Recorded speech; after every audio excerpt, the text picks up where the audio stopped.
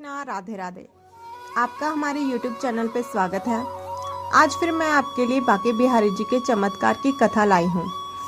हमारा भगवान से कोई भी नाता जुड़ जाए वो हमेशा रिश्ते को निभाते हैं। जैसे अर्जुन के भगवान सखा थे, सुदामा के भी भगवान सखा थे और गोपियों के भगवान प्रेमी थे।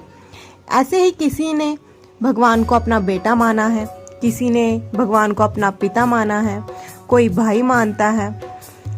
जो आज की कथा है वो भी बड़ी सुंदर कथा है। एक लड़की थी जो भगवान की भक्त थी।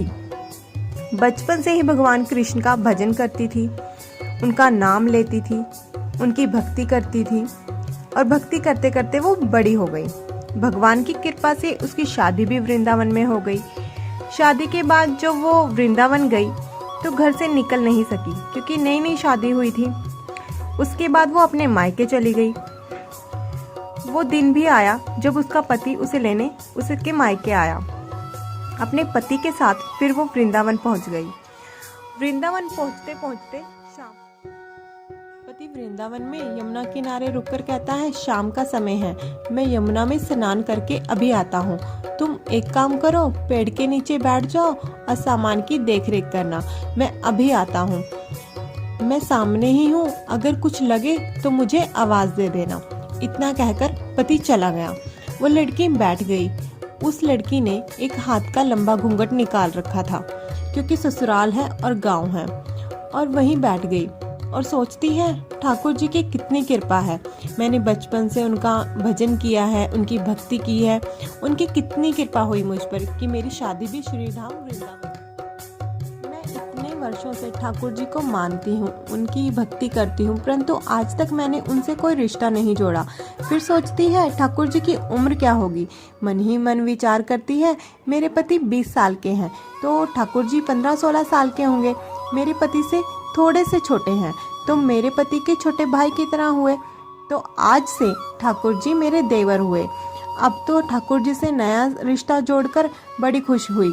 मन ही मन ठाकुर जी से कहने लगी, देखो ठाकुर जी, आज से मैं तुम्हारी भाभी बन गई और तुम मेरे देवर हो गए।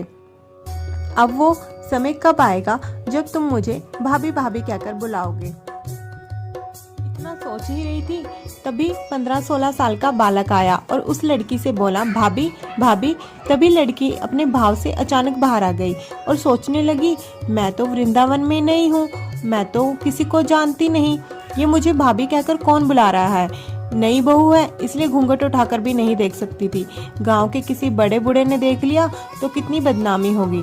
और उधर बालक बार बार कहता, भाभी भाभी, पर वो लड़की कुछ ना कहती। बालक पास आया और बोला, भाभी थोड़ा अपना चेहरा तो दिखा दो।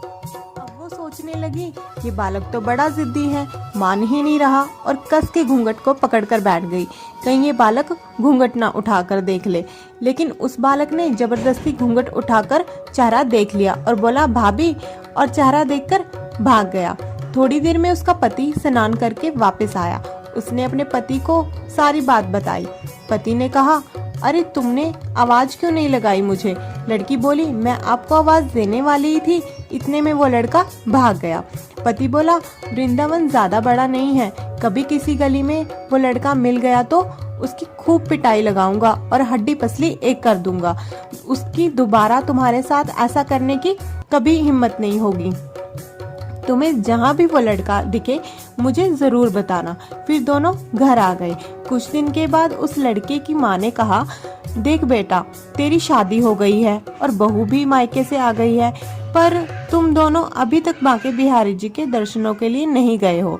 कल जाकर बहू को दर्शन करवा कर लाना। अब अगले दिन दोनों पति पत्नी बांके बिहारी जी के दर्शनों के लिए जाते हैं। मंदिर में बहुत भीड़ थी। लड़का कहने लगा, तुम स्त्रियों के साथ आगे जाकर दर्शन करो, मैं भी आता हूँ।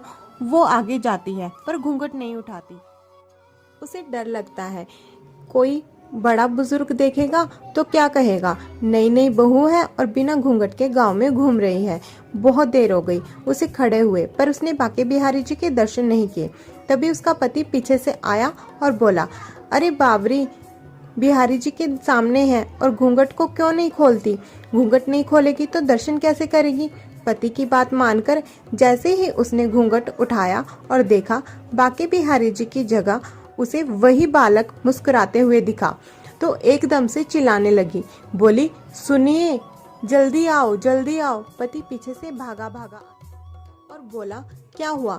लड़की बोली, उस दिन जो लड़का मुझे भाभी भाभी कह रहा था वो बालक मिल गया। उसके पति ने बोला, अच्छा मुझे बताओ कहाँ है, अभी देखता हूँ मैं उसे।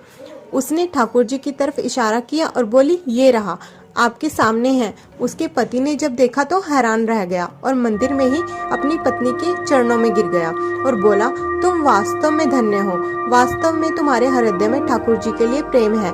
मैं इतने वर्षों से वृंदावन में हूँ, मुझे आज तक उनके दर्शन नहीं हुए और तेरा भाव इतना ऊंचा है कि बिहारी जी ने तुझे दर्शन दिए। पागल, वो बालक और कोई नहीं, साक्षात बाके बिहारी जी थे। बोलो बाके बिहारी